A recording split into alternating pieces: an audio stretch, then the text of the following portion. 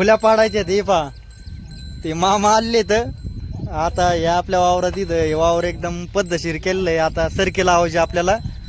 हा हे पा आपली घरचे ते आलेत सारे सरकी लावायची. सरकी हे पा सरकीचं बी भारी आहे का मित्रांनो. कबड्डी काय म्हणते त्याला कबड्डी कबड्डी.